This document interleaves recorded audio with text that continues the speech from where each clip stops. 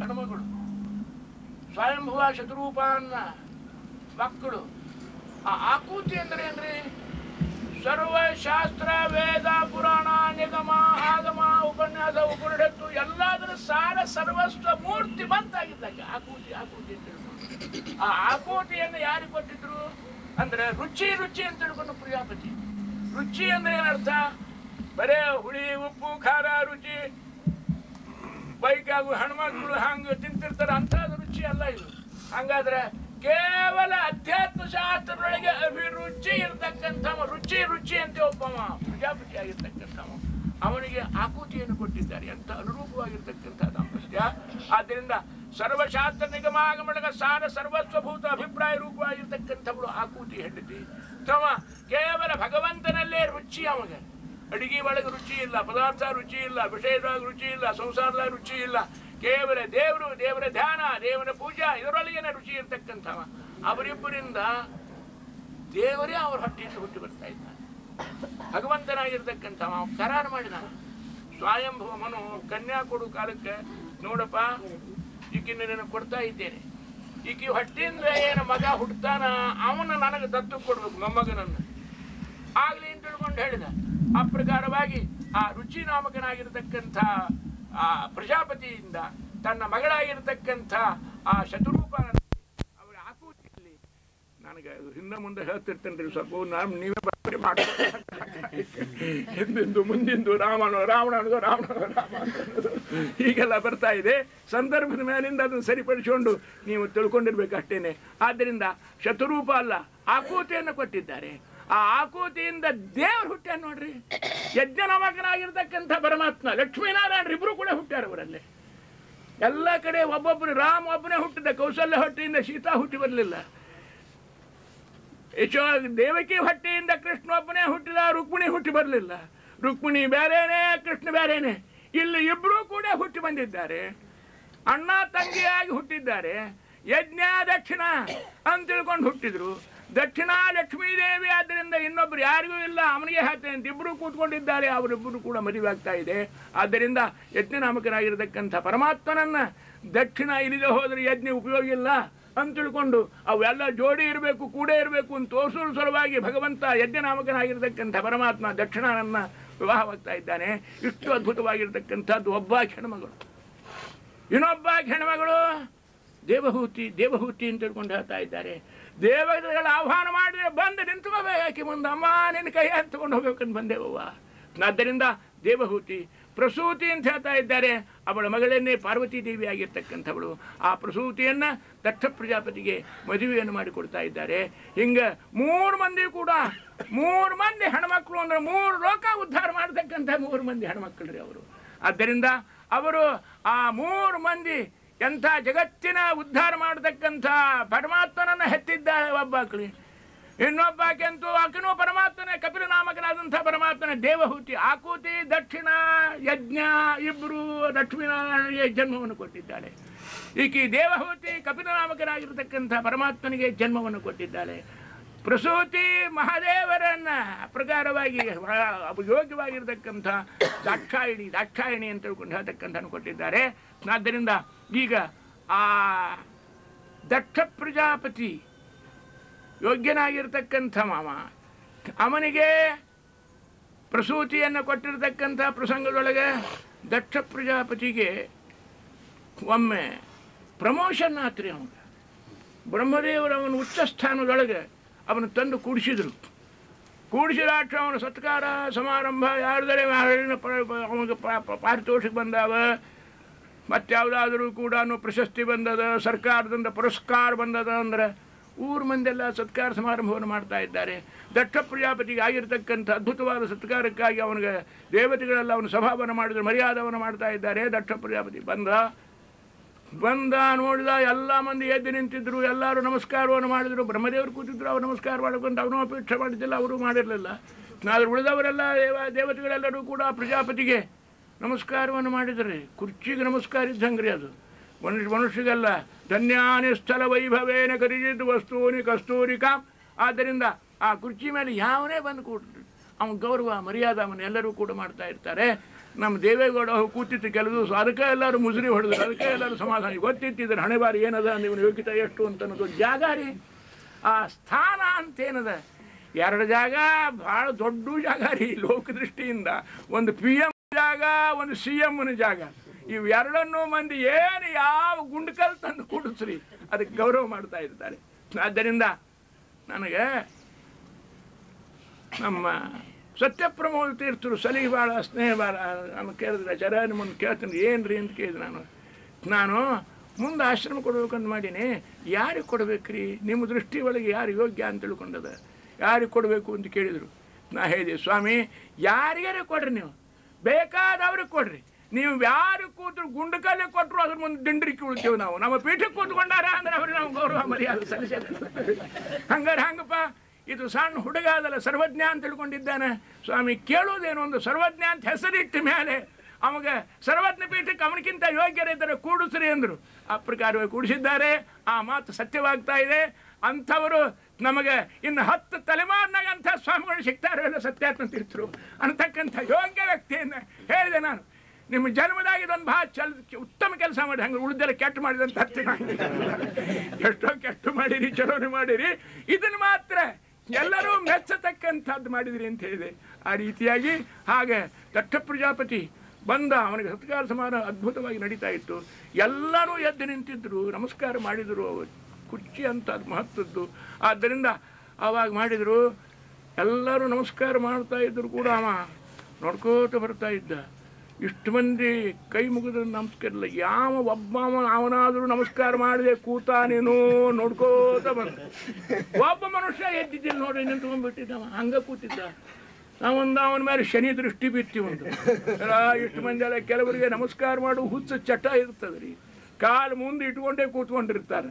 ಆದ್ದರಿಂದ ಅವರೆಲ್ಲರೂ ನಮಸ್ಕಾರ ಮಾಡ್ಬೇಕ್ರಿ. ಯಾವನಾರೇ ಒಬ್ಬ ಮಾಡಲಿಲ್ಲ, ಇವನನ್ನು ಮಾಡಿಲ್ಲ ನೋಡ್ಬಿಡ್ಬೇಕು ಇವನೊಂದು ಕೈ. ಹಂಗೆ ಎಲ್ಲರೂ ಮಾಡಿದ್ರು ಕೂಡ ಮಹಾದೇವರೊಬ್ಬರು ನಮಸ್ಕಾರವನ್ನು ಮಾಡಲಿಲ್ಲ. ಆ ಮಹಾದೇವರನ್ನ ತಿರಸ್ಕಾರ ಮಾಡಿದ್ದಾನೆ, ಸಭಾದೊಳಗೆ ಬೈತಾ ಇದ್ದಾನೆ, ಯದ್ವಾ ತದ್ವಾ ಅವ್ರಿಗೆ ಆವರ್ತಾ ಇದ್ದಾನೆ. ಆ ರೀತಿಯಾಗಿ ಮುಂದಾದ ಸಭಾ ವಿಸರ್ಜನೆ ಆಯಿತು. ಅಲ್ಲಿಂದ ನಾವೇನು ಮಾಡಿಬಿಟ್ಟ, ಮಹಾದೇವರಿಗೆ ಅಪಮಾನ ಮಾಡಬೇಕಂತ ದೊಡ್ಡ ಯಜ್ಞ ಹೂಡಿಬಿಟ್ಟ. ದೊಡ್ಡದಾಗಿರ್ತಕ್ಕಂಥ ಯಜ್ಞ. ಎಲ್ಲ ಋಷಿಗಳು ಬಂದು, ಮುನಿಗಳು ಬಂದರು, ಲೌಕಿಕ ಬಂದರು, ವೈದಿಕರು ಬಂದರು, ಆವತ್ತರು ಮಂದಿ ಬಂದರು, ದೇವತೆಗಳು ಕೂಡ ಬಂದರು. ಅವರೆಲ್ಲರೂ ಕೂಡ ಬರ್ತಾ ಇದ್ದಾರೆ. ಬಂದಂಥ ಪ್ರಸಂಗದೊಳಗೆ ಬರೋವರೆಲ್ಲ ಹಿಮಾಲಯದ ಮೇಲೆ, ಕೈಲಾಸ ಪರ್ವತದ ಮೇಲೆ ಹಾಯ್ದೇ ಬರಬೇಕಲ್ರಿ. ಮ್ಯಾಲಿನ ಲೋಕದಿಂದ ಬರಬೇಕಾದ್ರೆ, ಇಲ್ಲಿದ್ದಿಲ್ಲೇ ಚೈನಾದಿಂದ ಬರಬೇಕಾದ್ರೆ ಹಿಮಾಲಯದಿಂದ ಬರಬೇಕು. ಅಂಥದ್ದು ಮ್ಯಾಲಿನಿಂದ ಬರತಕ್ಕಂಥ ದೇವರು, ಇಲ್ಲಿ ಸುತ್ತಮುತ್ತಲ ದೇಶದಲ್ಲಿರ್ತಕ್ಕಂಥ ಜನರು ಬಂದವರೆಲ್ಲ ಅಲ್ಲಿ ಹಾಯ್ದೇ ಬರಬೇಕು. ಕೇಳಬೇಕು, ಪಾರ್ವತಿ ಎಲ್ಲರೂ ಹೋಗ್ಯಾರ, ನೀ ಯಾಕೆ ಹೋಗಿಲ್ವ ನಿಮ್ಮ ಊರಿಗೆ? ನಿಮ್ಮ ಮನೆಯಾಗಿ ಅಂಥ ಉತ್ಸವದ ನಿಮ್ಮ ತವರು ಮನೆಯೊಳಗೆ, ನೀ ಯಾಕೆ ಹೋಗಲಿಲ್ಲ ಕೇಳ್ತಾ ಇದ್ದಾರೆ ಅಂತ ತಿಳ್ಕೊಂಡು ಹೇಳಿದಂಥ ಸಂದರ್ಭದೊಳಗೆ ಪಾಪ ಮಹಾದೇವನ ಬಂದು ಕೇಳಿದ್ದಾಳೆ, ಪ್ರಭು ನಮ್ಮ ತಂದೆ ಮನೆಯೊಳಗೆ ಇಷ್ಟು ಸಂಭ್ರಮದ ಸಮಾರಂಭ ಉತ್ಸವ ನಡೀತಾ ಇದೆ, ದೊಡ್ಡ ಯಜ್ಞ ಹೂಡಿದ್ದಾನೆ ನಮ್ಮಪ್ಪ, ಆದ್ದರಿಂದ ನಾವು ಹೋಗೋಣ ನಡ್ರಿ ಅಂತ ತಿಳ್ಕೊಂಡಂದ್ಲು. ಪಾರ್ವತಿ ನಾವು ಹೋಗೋದು ಸರಿಯಲ್ಲ, ಹೇಳಿ ಕಳಿಸ್ಲಿಲ್ಲ, ಆಮಂತ್ರಣ ಇಲ್ಲ, ಬರ್ರಿ ಅಂತ ತಿಳ್ಕೊಂಡು ಹೇಳಿಲ್ಲ. ಇಲ್ರಿ ಗಡ್ಬಿಡಿ ಒಳಗೆ ಮರ್ತಿರ್ಬೇಕ್ರಿ, ಒಮ್ಮೊಮ್ಮೆ ಹೆಂಗಾಗ್ತದ್ರಿ, ಅಗದಿ ಬೇಕಾದವ್ರನ್ನ ಮರ್ತಿಬಿಟ್ಟಿರ್ತೇವೆ ನಾವು. ಯಾರ್ಯಾರಿಗೋ ದೂರ ದಿಲ್ಲಿ ಒಳಗಿದ್ದವ್ರು, ಬೆಂಗಳೂರಾಗಿದ್ದವ್ರು, ಬೊಂಬೈ ಒಳಗಿದ್ದವ್ರಿಗೆ ಎಲ್ಲ ಪತ್ರ ಹೋಗ್ತಾವ, ಫೋನ್ ಹೋಗ್ತಾವ, ಆಮಂತ್ರಣ ಹೋಗ್ತಾವ, ಇನ್ವಿಟೇಷನ್ಗಳು ಹೋಗ್ತಾವ. ಆದರೆ ಅಗದಿ ಬೇಕಾದವರು ಸಮೀಪದಾಗಿದ್ದವ್ರನ್ನೇ ಮರ್ತು ಬಿಡೋ ಪ್ರಸಂಗ ಇರ್ತದೆ. ಹಂಗೆ ನಮಗೆ ಬಹುತೇಕ ಇರಬೇಕ್ರಿ. ಆದ್ದರಿಂದ ಹೋಗ್ಬಿಡು ನಡ್ರಿ ಅಂತ ತಿಳ್ಕೊಂಡು ಹೇಳಿದ್ಲು. ಚೇಚಿ ಮಹಾದೇವ್ರು ಹೇಳಿದರು, ನೋಡು ನಮ್ಮ ಎಡಮನೆ ಅವ್ರಿಗಿದ್ದಾಗ ಬಂದದ, ನಮ್ಮ ಬಲಕಿನ ಮನೆಯವ್ರಿಗೆ ಬಂದದ, ಹಿಂದಿನ ಮನೆಯವ್ರಿಗೆ ಬಂದದ, ಮುಂದಿನ ಮನೆಯವ್ರಿಗೆ ಬಂದದ, ನಡುವಿನ ಮನೆಯವ್ರಿಗೆ ಮಾತ್ರ ಬಿಟ್ಟಾರಂದ್ರೆ ಏನೋ ಬುದ್ಧಿಪೂರ್ವಕವಾಗಿ ನಾವು ಬರಬಾರ್ದು ಅಂತ ಬಿಟ್ಟಿದ್ದಾರೆ. ಪಾರ್ವತಿ ಹೋಗೋಣ ಅಂತೀನಿ ಅಂತಿದಿ, ಆದರೆ ಬೇಡ ಅಂತ ತಿಳ್ಕೊಂಡು ಹೇಳಿದರು. ಮಹೇಶ್ವರಾಗಿರ್ತಕ್ಕಂಥವರು ಪಾರ್ವತಿ ಹೇಳಿದ್ಲು, ಸ್ವಾಮಿ ಆಮಂತ್ರಣಾಪೇಕ್ಷ ಎಲ್ಲ ಕಡೆ ಮಾಡಬಾರ್ದ್ರಿ, ಶಾಣಾಕ್ರಿ ಆಗ. ಪಾರ್ವತಿ ಏನು ದಾಡ್ಡಿ ಅಂದರೆ ಮಹಾಪರಮಪತಿವರ್ತ ಸಾಧ್ವಿ ಆಗಿರ್ತಕ್ಕಂಥ ವಾಗಭಿಮಾನಿ ಆದಂಥ ದೇವತಾ ಅವಳು ಹೇಳ್ತಾ ಇದ್ದಾರೆ. ಲಯಚಿಂತನೆ ಮಾಡುವಾಗ ಏನು ಮಾಡಬೇಕು ಅದನ್ನು ಹೇಳಿದರು. ಮೊದಲ ವಾಚಂ ಜುಹಾವ ಮನಸ್ಸಿ ಮನಃ ಇತರ ಪ್ರಾಣೆ ಸಚ ಇತರತ್ರ, ಇದು ಲಯಚಿಂತನದ ಕ್ರಮ ಹೇಳಿದ್ದಾರೆ. ಆದ್ದರಿಂದ ವಾಗಭಿಮಾನಿಯಾಗಿರ್ತಕ್ಕಂಥ ಉಮಾದೇವಿಯನ್ನ, ಪಾರ್ವತೀ ದೇವಿಯನ್ನ ಮನಸ್ಸಿನಲ್ಲಿ ಅಂದರೆ ಮನೋಭಿಮಾನಿಯಾಗಿರ್ತಕ್ಕಂಥ ರುದ್ರದೇವನಲ್ಲಿ ಲಯ ಚಿಂತನವನ್ನು ಮಾಡಬೇಕು. ಆ ರುದ್ರದೇವರನ್ನ ಪ್ರಾಣನಲ್ಲೇ ಲಯ ಚಿಂತನವನ್ನು ಮಾಡಬೇಕು. ಆ ಪ್ರಾಣನನ್ನು ಅಪಾನನಲ್ಲಿ ಮಾಡಬೇಕು. ಆ ಅಪಾನಾಪಾನದಲ್ಲಿ ಉದಾನ ವ್ಯಾನಗಳನ್ನು ಮಾಡಬೇಕು. ಆ 5 ಕೂಡ ಮುಖ್ಯ ಪ್ರಾಣನಲ್ಲಿ ಮಾಡಬೇಕು. ಆ ಮುಖ್ಯ ಪ್ರಾಣನಲ್ಲಿ ಭಗವಂತನಲ್ಲಿ ಚಿಂತನೆ ಮಾಡಬೇಕು. ಆ ಭಗವಂತ ಒಳಗಿರ್ತಕ್ಕಂಥ ಭಗವಂತ ವಿಶ್ವರೂಪಿಯಾಗಿರ್ತಕ್ಕಂಥ ಭಗವಂತ ಹರಿರೂಪ 2 ಏಕಾಂತ ಚಿಂತನೆ ಮಾಡಬೇಕು. ಈ ರೀತಿಯಾಗಿ ರೈಚಿಂತನವನ್ನು ಹೇಳೋ ಕಾಲಕ್ಕೆ ಪಾರ್ವತೀದೇವಿ ಬುದ್ಧಾಭಿಮಾನಿನಿ, ವಾಗಭಿಮಾನಿನಿ, ಅವಳನ್ನು ಮಹಾದೇವರಲ್ಲಿ ಮನೋನಿಯಾಮಕರಲ್ಲಿ ಮಾಡಬೇಕು ಅಂತ ತಿಳ್ಕೊಂಡು ಹೇಳಿದ್ದಾರೆ. ಆದ್ದರಿಂದ ಇಂಥ ಆ ಪಾರ್ವತಿ ದಡ್ಡ ಅಲ್ಲ, ಅವಳು ಮಹಾಪರಮ ಪತಿವೃತ, ಸಾಧ್ವಿ ಶಿಖಾಮಣಿ, ಪ್ರಾಜ್ಞ ಶಿಖಾಮಣಿ. ಅವಳು ಹೇಳಿದ್ಲು, ಸ್ವಾಮಿ ಎಲ್ಲ ಕಡೆ ಅಪೇಕ್ಷೆ ಮಾಡಬಾರ್ದು ಅಂತ ಶಾಸ್ತ್ರದಲ್ಲಿ. ಅನಾಹುತ ಎಲ್ಲ ಕಡೆನೂ ಕೂಡ ಅನಾಹುತ ಆಹ್ವಾನ ಇಲ್ಲದೇನೆ ಹೋಗೋ ಕೆಲವು ಜಾಗ ಆಗರಿ ಎಲ್ಲೆಲ್ಲೆಲ್ಲೂ ಹೇಳ್ತಾ ಇದ್ದಾಳೆ. ಭರ್ತು ಗುರೋಹೋ ದೇಹ ಕೃತಶ್ಚ ಕೇತನಮ್ಮ ಅನಾಹುತಾಪ್ಯಭಿಯಾಂತಿ ಸೌಹೃದ ಭರ್ತುರ್ಗುರೋ ದೇಹ ಕೃತಶ್ಚ ಕೇತನಮ್ಮ. ಆಹ್ವಾನ ಇಲ್ಲದೆ ಇದ್ದರೂ ಕೂಡ ಹೋಗಬೇಕಂಥ ಜಾಗಗಳು 3. ಯಾವುದು? ಗಂಡನ ಮನೆಗೆ ಆಹ್ವಾನ ಬರಬೇಕು ಅಂತ ತಿಳ್ಕೊಂಡು ಅಪೇಕ್ಷೆ ಮಾಡಬಾರ್ದು ಹೆಣ್ಮಕ್ಳಾಗಿರ್ತಕ್ಕಂಥವ್ರು. ಆದ್ದರಿಂದ ಊರಿಗೆ ಬಂದಿರ್ತಾರೆ, ತವ್ರ ಮನೆಗೆ ಬಂದಿರ್ತಾರೆ, ಅವ್ರ ಪತ್ರ ಬರಲಿಲ್ಲ, ಹೇಗೆ ಕಳಿಸ್ಲಿಲ್ಲ, ತಾವಾಗಿ ಕರೀಲಿಕ್ಕೆ ಬರಲಿಲ್ಲ, ಹೋಗೋದಿಲ್ಲ ಅಂತ ತಿಳ್ಕೊಂಡು ಮನೆ ತಣ್ಣ ಕೂತ್ಕೊಂಡು ಬರಬಾರ್ದು. ಪತ್ರ ಬರ್ತಾ ಇದ್ದು ಒಂದು 4 ದಿವಸ ಇದ್ಕೋಲ್ರಕ್ಕೆ, ಪತ್ರ ಇಲ್ಲ, ಹೇಳೇ ಕಳಿಸ್ಲಿಲ್ಲ ಅಂದ್ರೆ ಮೊದಲು ಹೋಗಕ್ಕೆ ನೀ ಇಲ್ಲದೆ ಅಲ್ಲಿ ಕೆಲಸ ನಡೆದ ಅಂತ ಅರ್ಥ. ಅದು ಬಹಳ ಡೇಂಜರಸ್ ಅದು. ಆದ್ದರಿಂದ ಆಹ್ವಾನ ಇರಬೇಕು ಅಂತ ಗಂಡನ ಮನೆಗೆ ಎಂದೂ ಅಪೇಕ್ಷೆ ಮಾಡಿ. ನಿನ್ನ ಮನೆ ನಿನಗೆ ಯಾರು ಆಹ್ವಾನ ಕೊಡಬೇಕು? ಆದ್ದರಿಂದ ಏನೋ ಪಾಪ ಕೆಲಸದ ಗಡಿಬಿಡಿ ಒಳಗೆ ನಮ್ಮ ಆಹ್ವಾನ ಕೊಟ್ಟಿಲ್ಲ ಅಂತಂದರೆ ಅದಕ್ಕಾಗಿ ಶಟ್ಕೊಂಡು ಸಿಟ್ಟು ಮಾಡಿಕೊಂಡು ಅದನ್ನು ಗಂಡನ ಮನೆಗೆ ಹೋಗೋದಿಲ್ಲ ಅಂತ ತಿಳ್ಕೊಂಡು ಕೂತ್ಕೋಬಾರ್ದು ಮನುಷ್ಯರಾಗಿರ್ತಕ್ಕಂಥವ್ರು. ನಮ್ಮೂರೊಳಗೆ ಬಹಳ ದುರಂತ ಘಟನೆ ಆಗಿರ್ತೀರಿ. ಗಲಗಲಿ ಒಳಗೆ ಧಾರವಾಡದಾಗ ಒಬ್ಬ ವಕೀಲರಿಗೆ ನಮ್ಮ ಗಲಗಲಿ ಒಳಗೆ ಕನ್ಯಾ ಕೊಟ್ಟಿತ್ತು. ಆಮೇಲಿಂದ ಆ ಕನ್ಯಾ ಪಾಪ ತಾಯಿ ತಂದೆ ಕರೀಲಿಕ್ಕೆ ಬಂದರು. ಹಬ್ಬ ಅದ ಬಾ ಅಂತ ಹೇಳ್ಕೊಂಡು, ಹೋಗಬೇಡ ಅಂತ ಹೇಳಿ ಗಂಡ ಹೋಗಬೇಡ ಅಂತ ಹೇಳ್ಕೊಂಡು ಹೇಳ್ದ, ಇಲ್ಲ ನಾ ಹೋಗಾಕಿನಿ. ಅಪ್ಪ ಅವರು ಹೇಳಿದರು, ನಮ್ಮ ಹುಡುಗಿ ಇನ್ನೊಮ್ಮೆ ಹೋಗಿ ಕರ್ಕೊಂಡು ಹೋದ್ರೆ ನಾ ತಿರುಗಿ ಕರ್ಕೊಂಬೋದಿಲ್ಲ ಅಂತ ಅವ್ವ ಹೇಳಿದ್ಲು, ಅತ್ತೆ ಹೇಳಿದ್ಲು, ಮಾವ ಹೇಳಿದ, ಮನೆ ಮಂದೆಲ್ಲ ಹೇಳಿದರು, ನೀವು ಬಿಟ್ಬಿಡ್ರಿ. ಗಿಡದ ಹಣ್ಣು ಗಿಡಕ್ಕೆ ಭಾರಿನೂ, ಮರದ ಹಣ್ಣು ಮರಕ್ಕೆ ಭಾರಿನೂ, ನನ್ನ ಮಗಳ ನಮಗೇನು ಭಾರಿನೂ, ನಾವು ಕರ್ಕೊಂಡು ಹೋಗ್ತೀವಿ ಅಂತ ಬೇಡ ಅಂತಲ್ಲಿ ಕರ್ಕೊಂಡು ಹೋದರು. ಹೋದ್ಮೇಲೆ ಮಂದಿ ಊರಾಯನ ಮಂದಿ ಸುಮ್ಮನೆ ಇರ್ತಾರೆ. 1 ತಿಂಗಳು 2 ತಿಂಗಳಿಗೆ ಏನು 2 ದಿವಸ ಆಗ್ತದೆ ತವ್ರ ಮನೆಗೆ ಬಂದ ಎಂದು ಹೋಗ್ತೀವಿ. ಎಲ್ಲ ಅವರೆಲ್ಲ ಕೇಳೋರು ಅಲ್ಲ, 2 ದಿವಸ ಇರ್ಬೇಕು, ಅಷ್ಟೇ ದಿವಸ ಇರ್ಬೇಕು ರೀ. ಭಾಳ ದಿವಸ ಕಾಯೇ ಮನೆ ಒಳಗೆ ಧರಣಿ ವಜ್ಜೆ ಟೆನೆನ್ಸಿ ಆಗ್ಲಿ ಆಗು ಮಾಡ್ಕೊಂಡು ನಾ ಇಲ್ಲೇ ಇರ್ತೀನಿ ಸಂರಕ್ಷಣೆ ಅಂತಂದ್ರೆ ಹೆಣ್ಮಕ್ಳು ಅವ್ವ ಅಪ್ಪ ಸುಮ್ಮಿದ್ರು, ಓಡಾನ್ ಮಂದಿ ಸುಮ್ಮಿರು. ಅಲ್ಲ 2 ದಿವಸ ಆಗ್ತದೆ, 2 ತಿಂಗಳಾಯ್ತು 3 ತಿಂಗಳಾಯ್ತು, ಹಿಂಗಾಗಿ ಮನೆಯಾಗಿ ನನ್ನ ಗಂಡ ನನ್ನ ಕರೀಲಿಲ್ಲ, ಪತ್ರ ಬರೀಲಿಲ್ಲ, ಹೋಗಲಿಲ್ಲ ಹೆಣ್ಮಗಳು. ಯಾಕಂತ ಕೇಳಿದ್ರೆ ಅವ್ರ ಪತ್ರ ಬರಬಾರ್ದೇನ್ರಿ, ಕರೀಲಿಕ್ಕೆ ಬರಬಾರ್ದೇನ್ರಿ, ನಾ ಮಾಡ್ಕೊಂಡು ಹೇಳ್ತಲ್ಲೇನ್ರಿ ಅಂತ ತಿಳ್ಕೊಂಡು ಹೇಳಿಬಿಟ್ರು. ಅವನೊಬ್ಬ ತಾನಾಗೆ ಬರಲಿ ಅಂತ ಅವನು ಕೂತ್ಕೊಂಡ್ಬಿಟ್ಟು, ನಾ ಯಾಕೆ ಪತ್ರ ಹಾಕಬೇಕು ಅಂತ. ಅವನ ಪತ್ರ ಬರಲಿಲ್ಲ, ಈಕೆ ಹೋಗಲಿಲ್ಲ. 2 ವರ್ಷ 3 ವರ್ಷ ಹಾದಿ ನೋಡಿದ್ರು, ಬೇರೆ ಮದುವೆ ಮಾಡ್ಕೊಂಡು ಬಿಟ್ಟವ, ಇದಿಲ್ಲೇ ಕೂತ್ಕೊಂಡ್ಬಿಡ್ತು. ಆಮೇಲೆ ಗಂಡ ಪಾಪ ಅಲ್ಲಿ ಸಂಸಾರ ಸಾಗಿ ಹೋಯ್ತು. ಇದಕ್ಕೆ ಅವ್ವ ಅಪ್ಪ ಸತ್ತು ಹೋಗಿಬಿಟ್ರು. ಅನಾಥ ಆಗಿ ಬಿಟ್ಟ ಬೇಡ್ಕೋತ ಹಾದಿ ಬೆಳಗ್ಗೆ ಬಿದ್ದು ಸತ್ತು ಹೋದ್ಲ ಹೆಣ್ಮಗಳು.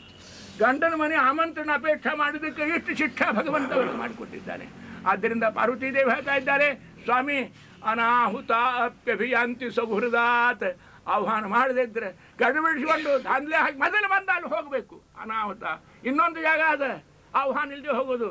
ಗುರೋಹೋ, ಗುರುಗಳು ಬಂದಾಗ ನಾವು ಅವರ ಆಮಂತ್ರಣ ಅಪೇಕ್ಷೆ ಮಾಡಬಾರ್ದು. ಏನ್ರಿ ಸ್ವಾಮಿಗಳು ನಮ್ಗೇನು ತಿಳಿಸ್ಯಾರೇನು, ರಾಯಸ್ಪತ್ರೆ ಕಳಿಸ್ಯಾರೇನು, ದಿವಾಂದ್ರ ಮನೆಗೆ ಕಳಿಸ್ಯಾರೇನು, ಹೋಗೋದಿಲ್ಲ ಅನ್ಬಾರ್ದು. ನಿಮ್ಮ ಉದ್ಧಾರಕ್ಕಾಗಿ ನೀವು ಹೋಗ್ಬೇಕು, ಅದಕ್ಕೆ ಆಮಂತ್ರಣ ಕೊಟ್ಟು ಅಪೇಕ್ಷೆ ಇಂದು ಅಪೇಕ್ಷೆ ಮಾಡಬಾರ್ದು. ಇನ್ನೊಂದು 3ನೇದು ದೇಹಕೃತಶ್ಚ, ಹಡದ ತಾಯಿ ತಂದೆಗೆ ಆಮಂತ್ರಣ ಕೊಡಬೇಕು ಅಂತಿಲ್ಲ. ಆದ್ದರಿಂದ ಮಗಳು ಬೇಕಾದಾಗ ಹೋಗಬಹುದು ಅಂತ ತಿಳ್ಕೊಂಡದ.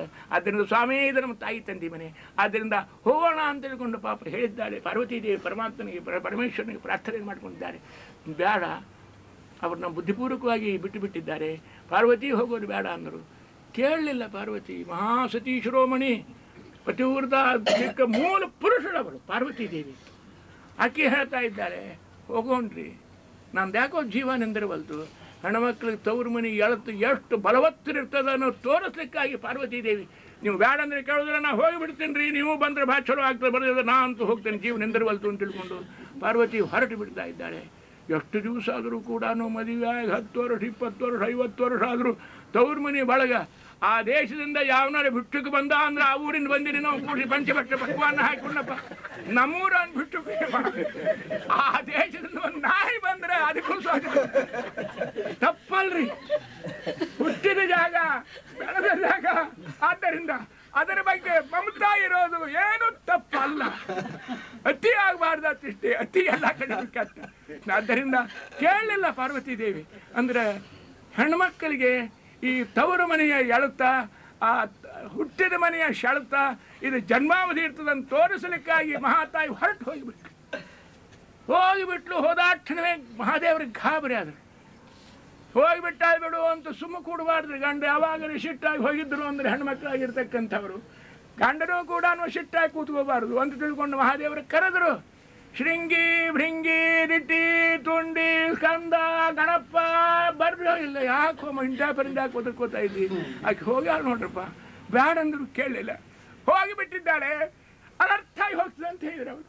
ಅಲ್ಲಿ ಹೋದ್ಮೇಲೆ ಅವರ ಅಪ್ಪ ಬೈದು ಬಿಡ್ತಾ ಇದ್ದಾನೆ, ನನ್ನ ನಿಂದಾವನ್ನು ಕೇಳಲಿಕ್ಕೆ ಆಗೋದಿಲ್ಲ, ಏನೋ ಘಾತ್ ಮಾಡ್ಕೊತಾಳೆ, ಓಡ್ರಿ ಅಂದ್ರು. ಓಡೋದ್ರ ಒಳಗಾಗಿ ಅನರ್ಥ ಆಗಿ ಹೋಗಿದ್ರಿ. ಆಕೆ ಬಂದ ಕ್ಷಣವೇ ತಾಯಿ ಅಕ್ಕಂಗ್ಯಾರು ಎಲ್ಲರೂ ಸ್ವಾಗತ ಮಾಡಿ, ಪಾರ್ವತಿ ಬಂದ್ಯಾ? ಎಲ್ಲರೂ ಬಂದಿದ್ರು, ನೀ ಬಂದಿದ್ದಿಲ್ಲ, ಬಹಳ ಭರವಣಾಗಿತ್ತು ಅಂತ ತಿಳ್ಕೊಂಡು ತಾಯಿ ಅಪ್ಪಿಕೊಂಡು ಬಹಳ ಇದನ್ನು ಮಾಡಿದ್ವು. ಅವನು ನೋಡಿ ದಟ್ಟ ಪ್ರಜಾವತಿ ಮ್ಯಾಲೆ ಕೂತ್ಕೊಂಡಿದ್ದ, ಬೈಲಿಕ್ಕೆ ಶುರು ಮಾಡ್ಯಾನ್ರಿ. ಒಂದಲ್ಲ ಎರಡಲ್ಲ, ನನಗೆ 60 ಮಂದಿ ಹಳೆಂದರಿದ್ದಾರ್ರಿ, 59 ಮಂದಿ ಹಳೆಂದರು ಮುತ್ತಿನ ಹಂಗಿದ್ದಾರ್ರಿ. ಇದು ಒಂದು ನೋಡ್ರಿ 65 ಹಳೆ. ಇದು ಎಷ್ಟು ಹುಚ್ಚಾದ, ಇಷ್ಟು ಎಬಡ ಇದೆ, ಇಷ್ಟು ಸಕ್ಕಿನಾವಿದ್ದಾನ. ಅವನ ಮ್ಯಾನರ್ಸ್ ಇಲ್ರಿ ಅವನ ಮನುಷ್ಯನಿಗೆ. ಸಭಾದಾಗ ಮಂದಿ ಒಳಗೆ ಬರ್ಬೇಕಾದ್ರೆ ಮೈ ತುಂಬ ಬಟ್ಟೆ ಹಾಕ್ಕೊಂಡು ಬರ್ಬೇಕು ಅಂತ ಇರ್ಬೇಕಿಲ್ಲ. ದಿಗಂಬರ ಹಿಂಗೆ ದಿಗಂಬರನ ಬಂದು ನಿಂತ್ಕೊಂಡ್ಬಿಟ್ಟು ದಿಗಂಬರ ದಿಗಂಬರ ಅಂತ ತಿಳ್ಕೊಂಡು ಹೇಳ್ತಾ ಇದ್ದಾರಲ್ಲ, ಹಂಗೆ ಬಂದಿರ್ತಾ ಇದ್ದಾನೆ. ಆದ್ದರಿಂದ ಇವನಿಗೆ ಊರಾಗ ಮನೆ ಇಲ್ಲ, ಅಡವ್ಯಾಗ ಹೊಲ ಇಲ್ಲ, ಒಂದು ವಸ್ತ್ರ ಇಲ್ಲ, ಹುಲಿಯ ತೊಗಲು ಉಟ್ಕೊಂಡು ಸಭಾದೊಳಗೆ ಬಂದು ಕೂತು ಬಿಡ್ತಾ ಇದ್ದಾನೆ. ಇರೋದು ಮನಿನೇ ಇಲ್ರಿ. ನಿನ್ನ ಮನೆ ಎಲ್ಲೋ ಅಂದ್ರೆ ಸುಡುಗಾಡು ಅಂತ ಹೇಳ್ತಾ ಇದ್ದಾನೆ. ಸುಡುಗಾಡು ಅವನ ಮನೆ. ಇವನಿಗೆ ಮೈಯೊಳಗೆ ಆಭರಣ ಯಾವುವು ಅಂದ್ರೆ ಹಾವು ಚೋಳು ಮೈ ಮೇಲೆ ಹರಿದಾಡ್ತಿರ್ತಾವ್ರಿ. ಏನಳೆ ಮಂದಾಗಿ ಹಣ್ಣು ಅವನ್ನ ಕರೀಲಿ. ಬೈದ ಬೈದ ಬೈದ ಬೈದ ಪಾರ್ವತಿ ದೇವಿಗೆ ಬಹಳ ದುಃಖ ಆಗೋಯ್ತು. ಅಯ್ಯೋ ನನ್ನ ಪ್ರಭು ಹೋಗಬೇಡ ಅಂತ ಹೇಳಿದ್ದ. ಮಂಡತನ ಮಾಡಿ ಚಂಡಿತನ, ಚಂಡಿ ಅಂತ ಹೆಸರಿಗೆ ಪಾರ್ವತಿಗೆ ಚಂಡಿ. ಆದ್ದರಿಂದ ಚಂಡಿತನ ಮಾಡಿ ಬಂದೆ. ನನ್ನ ತಂದೆ ಅವರನ್ನು ಬೈತಾ ಇದ್ದಾನೆ. ಆದ್ದರಿಂದ ಇನ್ನೊಬ್ಬರು ಯಾರಾದರೂ ಕಣ್ಣು ತೆಗೆದು ನೋಡಿ ಸುಟ್ಟು ಬೂದಿ ಮಾಡ್ತಾ ಇದ್ದೆ. ಜನ್ಮ ಕೊಟ್ಟ ತಂದೆ ಅವನು ಬೈಯಂಗಿಲ್ಲ. ಆ ಪತಿಯ ನಿಂದಾವನ್ನ ಕೇಳಂಗಿಲ್ಲ. ಪತಿ ನಿಂದಾವನ್ನ ಕೇಳಿಬಿಟ್ಟೆ. ಈ ದೇಹ ಎಂದಲಾತು, ಈ ದೇಹ ಮುಸುರಾತು, ನಾಯಿ ಮುಟ್ಟಿದ ಗಡಿಗೆ ಇದನ್ನು ಒಯ್ದ ಪ್ರಭು ಪರಮೇಶ್ವರನಿಗೆ ಅರ್ಪಣೆ ಮಾಡಲಾರೆ. ಪತಿನಿಂದ ಸರ್ವಾತ್ಮನ ಕೇಳಬಾರ್ದು. ಕೇಳಬಾರ್ದು ಅಂದ್ರೆ ಮಾಡ್ಲಿಕ್ಕೆ ಕಟ್ಟಿಲ್ಲಂದ್ರಿ ಅಂತಲ್ಲ, ಕೇಳಬಾರ್ದು. ನಮಗೆ ಮಾಡ್ಲಿಕ್ಕೆ ಎಷ್ಟೋ ಮನೆಗೆ ಅದನ್ನು ಫ್ಯಾಷನ್ ಆಗಿರ್ತದೆ. ಗಂಡನ ಬಯೋದು ಅಂತಂದ್ರೆ ಅಗದಿ ನಾವು ಭಾಳ ಶಾಣ್ಯರು, ಅವ್ರಿಗೇನು ತಿಳಿತದ್ರಿ, ಅವ್ರಿಗೆ ಗೊತ್ತಾಗೋದು. ನೀವು ಸುಮ್ಮನೆ ನಿಮ್ಗೆ ತಿಳಿಯೋದಿಲ್ಲ, ನಿಮ್ಗೆ ತಿಳಿಯೋದಿಲ್ಲ. ನಾ ಎಲ್ಲ ಮಾಡ್ಕೊತೀನಿ ಸುಮ್ಮನೆ. ಆವಾಗ ಅಷ್ಟು ಬಡಿತಾರ ಮಂದಿ ಮುಂದೆ ಕೈಲ ನಾ ಇದ್ದೇನೆ ಅಂತ ಇವ್ರ ಸಂಸಾರ ರೀ. ಇಲ್ಲ ಅಂದ್ರೆ ಯಾಕೆ ನನ್ನಿಂದ ಮನೆ, ನನ್ನೊಂದೇ ಬಾಳ್ವೆ, ನನ್ನಿಂದ ಸಂಸಾರ, ನನ್ನಿಂದ ಮಕ್ಕಳು ಎಲ್ಲ ನನ್ನಿಂದ. ನೀವೇನು ಮಾಡಿದ್ರಿ? ಬರೀ ಅಷ್ಟು ರೊಕ್ಕ ತೊಗೊಂಡ್ಬರ್ತೀರಿ, ಹೋಗಿತ್ತೀರಿ ಮನೆಯಾಗ. ಎಲ್ಲ ಮಾಡಾಕಿ ನಾನು ಸರ್ವಕರ್ತ, ನಾ ನಾ ನಾ ನಾ ಪ್ರತಿಯೊಬ್ಬ ನಾರೇನು ನಾನಾ ಅಂತಿರ್ತಾಳಂತೆ. ಆದ್ದರಿಂದ ಆ ಪತಿಯ ನಿಂದಾವನ್ನ ತಾನು ಮಾಡಬಾರ್ದು. ಇಷ್ಟೇ ಅಲ್ಲ, ಮಾಡಿದ್ದನ್ನು ಮಂದಿ ಇದಕ್ಕೆ ಕೇಳಬಾರ್ದು. ಅದಕ್ಕೆ ಪಾರ್ವತಿ ದೇವಿ ಪತಿ ನಿಂದಾವನ್ನ ಕೇಳಿರ್ತಕ್ಕಂಥ ದೇಹವನ್ನು ಆತ್ಮಾಹುತಿ ಮಾಡಿಕೊಂಡು ಅಗ್ನಿಯನ್ನು ಉದ್ದೀಪನವನ್ನು ಮಾಡಿ ಅದರೊಳಗೆ ತಾನು ದೇಹ ದಾಹ ಮಾಡಿದ್ದಾರೆ, ಸತ್ತು ಹೋಗಿಬಿಡ್ತಾ ಇದ್ದಾರೆ. ಆ ಮಹಾದೇವರು ಹೇಳಿದರು ಹೋಗ್ರು ಅಂತ, ಓಡ್ರಿ ಓಡ್ರಿ ಓಡ್ರಿ ಅಂತ ಬರುವುದರೊಳಗಾಗಿ ಸತಿ ಆತ್ಮಾರ್ಪಣ. ಅಗ್ನಯ ಸ್ವಾಹ ಅಗ್ನಯ ಇದನ್ನ ಮಮ, ಅಗ್ನಿಯ ಆಹುತಿಯನ್ನಾಗಿ ಕೊಟ್ಟು ಬಿಡ್ತಾ ಇದ್ದಾಳೆ. ಆ ರೀತಿಯಾಗಿ ಮಹಾದೇವರಿಗೆ ಗೊತ್ತಾಗಿ ಹೋಯಿತು ಸುದ್ದಿ. ಆದ್ದರಿಂದ ತಮ್ಮ ತಲೆ ಮೇಲಿರ್ತಕ್ಕಂಥ ಜಟಾಜೂಟದಿಂದ ಒಂದು ಜಡೆಯನ್ನು ಕಟ್ಟಿ ಕೆಳಗೆ ಅಪ್ಪಳಿಸಿದ್ದಾರೆ. ವೀರಭದ್ರ ಎದ್ದು ನಿಂತುಕೊಂಡು ಬಿಡ್ತಾ ಇದ್ದಾನೆ. ಹೋಗಿ ಇದನ್ನು ಮಾಡಿ ಅಂತ ಬಂದರು, ಎಲ್ಲರೂ ಕೂಡ ಬಂದಿದ್ದಾರೆ. ದಟ್ಟ ಪ್ರಜಾಪತಿಯನ್ನ ಆವಾಗ ಅಲ್ಲಿ ಯಾರ್ಯಾರು ಋಷಿಗಳಿದ್ರು, ಪುರೋಹಿತರಿದ್ದರು, ಅವರೆಲ್ಲರೂ ಇದ್ದರು. ಇದನ್ನು ನೋಡಿ ನಗುತ್ತಿದ್ದರು ಕೆಲವರು. ಆ ದಟ್ಟ ಪ್ರಜಾಪತಿ ಪರಮೇಶ್ವರನನ್ನ ನಿಂದ ಮಾಡುವ ಕಾಲಕ್ಕೆ, ಬೈಯೋ ಕಾಲಕ್ಕೆ ಕೆಲವರು ನಗ್ತಾ ಇದ್ರು, ಮೀಸಿ ಹಾರಿಸಿ. ಆಮೇಲೆ ಕೆಲವರು ಕಣ್ಣಿಂದ ನೋಡೋ ಪ್ರಕಾರ ಉಪವಾಸ ಮಾಡ್ತಾ ಇದ್ರು. ಬಂದರು, ಅವರೆಲ್ಲರೂ ಕೂಡ ಬಂದವರೇನೆ. ಆ ಯಜ್ಞದೊಳಗಿನ ಹೋಮ ಹವನ ಪಾತ್ರೆ ಎಲ್ಲನ್ನೂ ಕೂಡ ಕೆತ್ತಿ ಪೀಡಾಡಿಬಿಟ್ಟು ಯಾರ್ಯಾರು ನಕ್ಕಿದ್ರು ಅವ್ರು ಹಲ್ಲು ತೆಗೆದಿದ್ದಾರೆ, ಯಾರು ನೋಡಿದ್ರು ಅವ್ರ ಕಣ್ಣು ಗುಡ್ಡಿ ಕಿತ್ತಿದ್ದಾರೆ. ಆಮೇಲೆ ದಟ್ಟ ಪ್ರಜಾಪತಿಯನ್ನು ದಟ್ಟ ಪ್ರಜಾಪತಿಯನ್ನು ಕೊಂದು ಹಾಕಿ ಬಿಡ್ತಾ ಇದ್ದಾರೆ. ಅವನ ರುಂಡ ತೆಗೆದು ಹೋಮ ಕುಂಡದಾಗ ಹಾಕಿ ಅದನ್ನು ಅಗ್ನೇಯ ಸ್ವಾಹ ಅಗ್ನೇಯ ನಮಮ ಅದನ್ನು ಧ್ವಂಸ ಮಾಡಿಬಿಡ್ತಾ ಇದ್ದಾರೆ. ಈ ರೀತಿಯಾಗಿ ಬಂದು ಯಾರ್ಯಾರ್ದು ಏನೇನಾತು ಕೊಟ್ಟಿದ್ದಾರೆ. ಆ ಋಷಿಗಳದ್ದು ಅಪಚಾರ ಯಾಕೆ ನಾವು ಓದಬೇಕು? ಆದ್ದರಿಂದ ಒಬ್ಬೊಬ್ಬರು ಗಡ್ಡ ಕಿತ್ತು ಬಿಟ್ಟಿದ್ದಾರೆ, ಒಬ್ಬರು ಹಲ್ಲು ಬಿಡ್ತಿದ್ದಾರೆ, ಒಬ್ಬರು ಮೀಸಿ ಕಿತ್ತಿದ್ದಾರೆ, ಜಟಾವನ್ನು ಕೆತ್ತಿದ್ದಾರೆ. ಆ ಪುರೋಹಿತರು ಯಾಗ ಮಾಡತಕ್ಕಂಥವರು ಎಲ್ಲರನ್ನೂ ಕೂಡ ಧ್ವಂಸ ಮಾಡಿ ಸಂಪೂರ್ಣವಾಗಿ ಆ ದಟ್ಟ ಪ್ರಜಾಪತಿಯನ್ನು ಕೊಂದು ಹಾಕಿಬಿಡ್ತಾ ಇದ್ದಾರೆ. ಬ್ರಹ್ಮದೇವರು ಬಂದಿದ್ದಾರೆ. ಎಲ್ಲ ಏನು ಅನರ್ಥ ಮಾಡಿದರು?